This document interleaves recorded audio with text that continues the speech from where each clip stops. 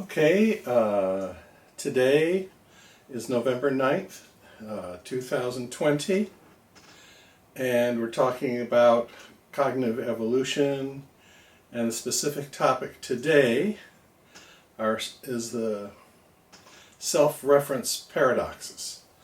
I think the one that's best known is the one where you have two statements, one above, one below. And the one above says the statement below is true, and the statement below says the statement above is false. So you start with the statement above and say, well, it says the one below is true. The one below says the one above is false, so the one above must be false. Oh, well, I thought it might be true, but let's say it's false.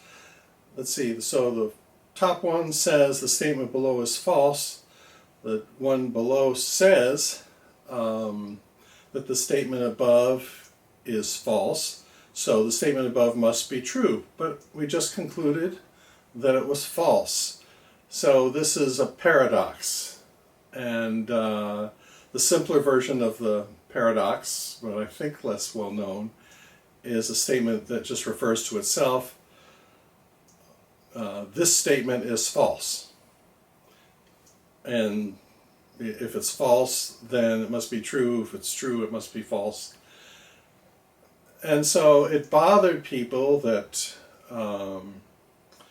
like things neat and orderly, that there are these statements that you could make that could neither be true nor false.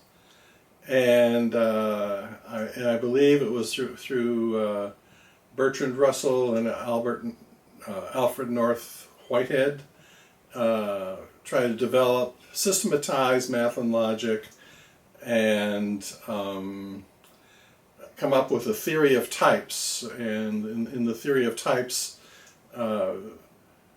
each sentence would have a certain place in the hierarchy, and each sentence at one level of the hierarchy could only make statements about things at the next lower level in the hierarchy, and this would prevent those paradoxes from coming up or from being paradoxical.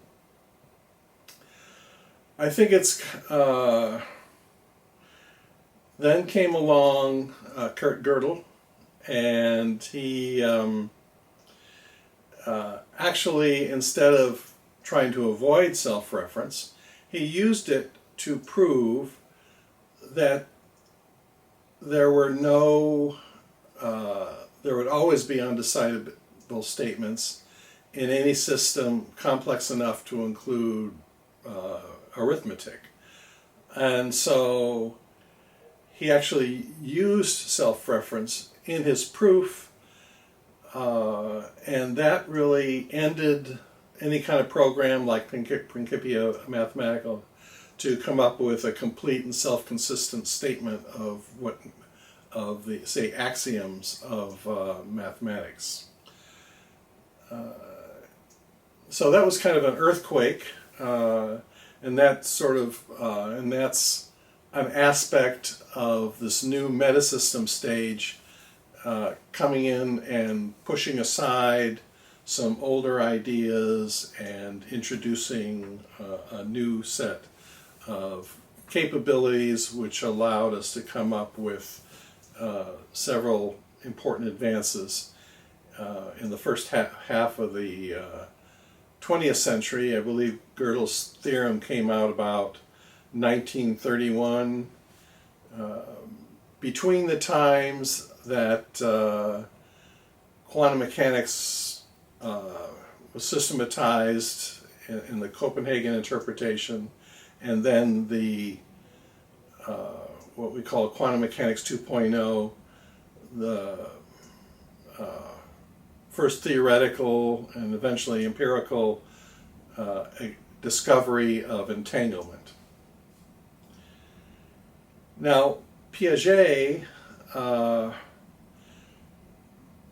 borrows or uses Gödel's theorem as a kind of launching pad for his statement that um,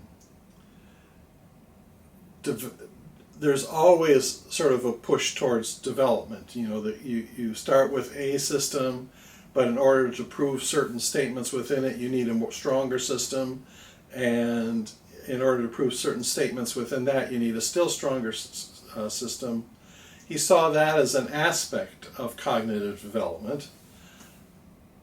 And so it isn't actually clear to me, once he adopts that position, why he said elsewhere that formal operations was a final stage, because it was formal systems that Gödel showed could not on their own be complete and self-consistent, but you would need further developments in order to prove certain statements in that system. And so you would be in a next higher level, and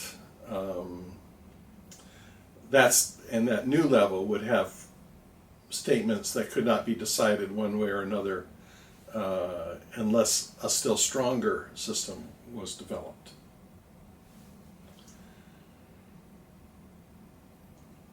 And so I think this is sort of characteristic of the difference between formal operations and metasystems stages, that the people in formal operations just sort of assume that these theories and mathematical systems have some sort of entitlement to be complete or and unchallengeable, whereas in metasystems viewpoint, everything, these are just man-made constructions, and there's no particular reason that they're going to be perfect.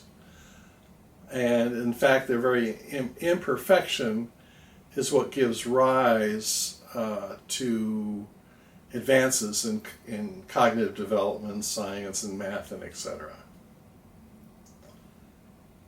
Okay, so that's it for today. Thank you for listening, and I'll be signing off.